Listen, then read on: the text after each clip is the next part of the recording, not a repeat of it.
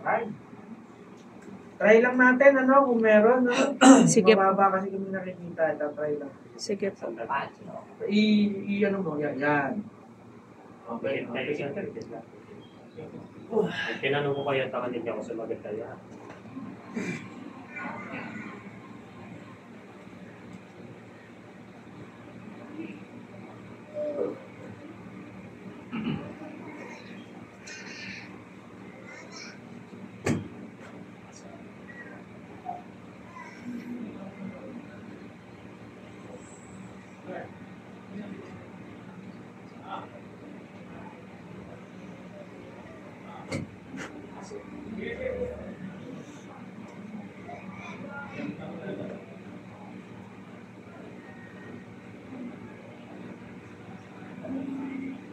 Nagulat.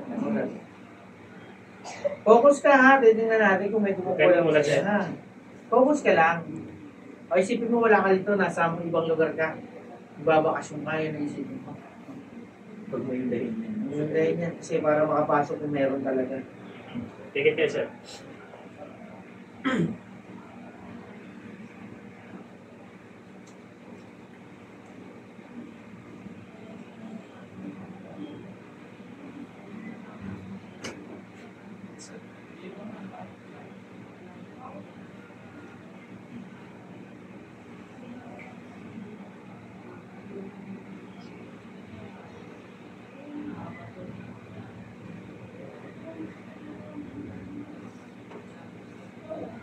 Pangalan mo? Ano ba dami?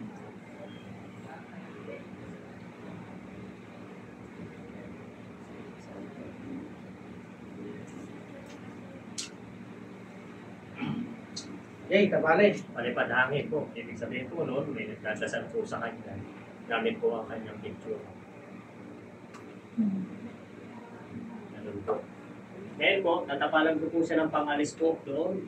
Ingatan po ito, huwag tanggalin, antayin po ito sa umalis. Kailangan tumagal po ito sa kanya ng 3 hanggang 7 araw. Tagal stone. Sir, pakita sa ganun. Yung soju. Pwede mo na ibabasa. Bigyan natin ng plaster para sigurado hindi na Large and large na.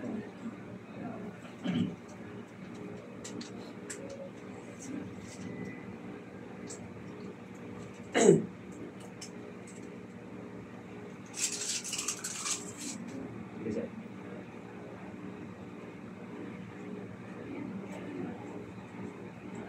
Isa pa po.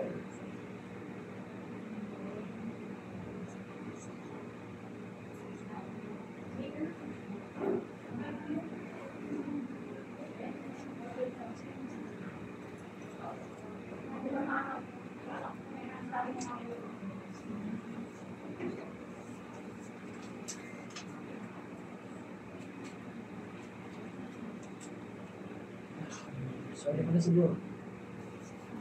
Yung naka-basic ay yung hard and large root.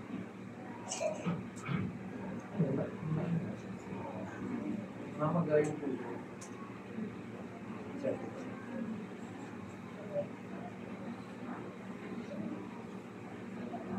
Kailan pa yan? Matagal na po yan, kaso lately lang po yung pusod niyo po na lumaki po. Parang this year lang po talaga lumaki ng ganyan. Infection. Di rin po namin alam.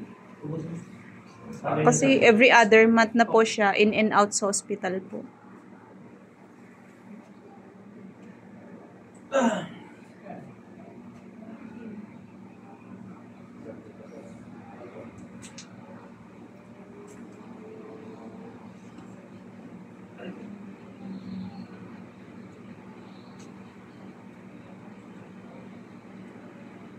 Pangalang number po? 12 po. Anong ilan ba yung ba nandito? 17 ganyan.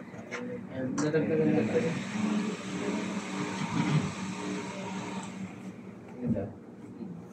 Ha? 18? Na may 6 pa? Ako tayo kumain.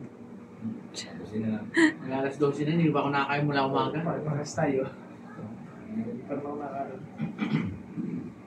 Lahat po ng tapal, huwag tanggalin, ha? Opo. Pag natanggal naman po siya ng pusa, kabayaan niyo na, huwag niyo na itapal. Ah, okay po. Mahalaga po yung attitude. Nilagyan ko ng plaster.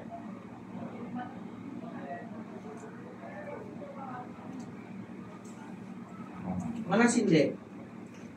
Nagmamanas po siya. Healing oil. Healing water.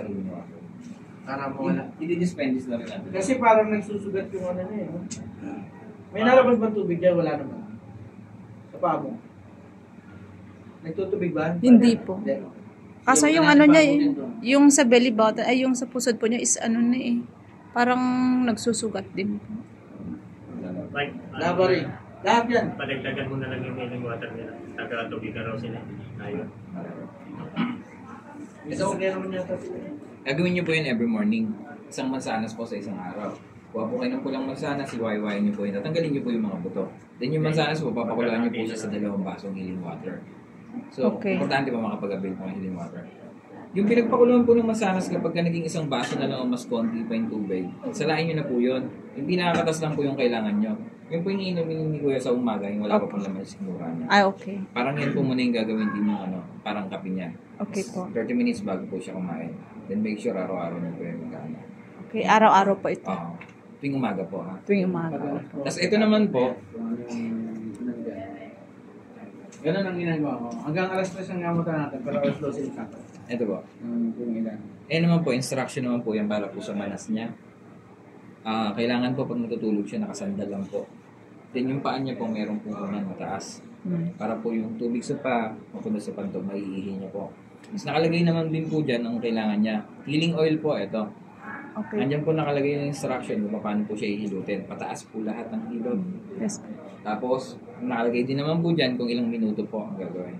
Kasi magkabilaan pa. Limitado po muna tayo sa tubig. Isang litro lang po muna yung tubig natin sa isang Makakatulog ka na mamaya. May tapal kasi si Mura para yun doon. Hindi ka talaga makakatulog kasi palipadangan. May nagdadasal nga sa picture mo. Tapos ito naman po. Picture po. Hindi pa natin malalaman po kung sino. Ay, wala nang traceable po. Ang palipadangan ng traceable talaga yan. Ah, Kaya okay. yun yung ginagawa ngayon ng mga makukulam, palipadangin na lang kasi hindi sila mahuhuli. Kasi picture lang naman ginagamit nila, hindi sila tumutusok. I see. Ito naman po para po yan sa mga sugat-sugat niya. Okay po. Yung kailangan naman po dyan, yung pampaligo niya, haluan po ng healing water din. Tapos, kailangan niya po ng healing oil dyan. Yung healing oil po, ilalagay niyo sa cotton balls, then papahid niyo sa mga para kayong may sugat. Okay. Pero manipis lang po ang pagpahid para po hindi maluto yung balat. Ah, okay. So, ang gagawin niyo po, yung maabil niyo pong healing water dyan, huwag niyo na lang po paubusan ng laman. Okay. Pagkakalahati na lang po yung tubig, salinan niyo na po ng ibang tubig. Yung normal na inumin niyo sa inyo. Ah, okay. Pwede po yan. Para at least po yung hindi po mauubos yung gas. Nandun pa rin po. Okay. Kahit sino naman po sa pamilya, pwede naman po uminom ng healing water naman po siya. Apo. Bawal niyo lang po siyang makbangan, kaya lagay niyo po sa sulok o kaya sa pasmatas na lugar. Okay po. Ano po? Since may palipad hangin, mas maganda po. Recommend namin kasi yung nandito 7 days po yung protection niya. Okay po. Pagkatapos po nun, pwede po siyang balikan. Balikan ulit. So, kailangan niya talaga Pangontra. pala. Tama. Magpamantra po siya. Sigurado tayo. Sige po. Okay na. Okay po. Thank you very much po. Yung paghiga niya, elevated ha. Hindi siya pwedeng humiga ng higang-higa. Kailangan na medyo sandal lang. Okay po. Kasi malulunod yung puso niya. Ha? Sundin niyo po yung instruction. Nag-enlarge Yes po. kasi. Alright po. Sige. Thank you very much Hindi po. okay na yan. Basta sundin niyo yun.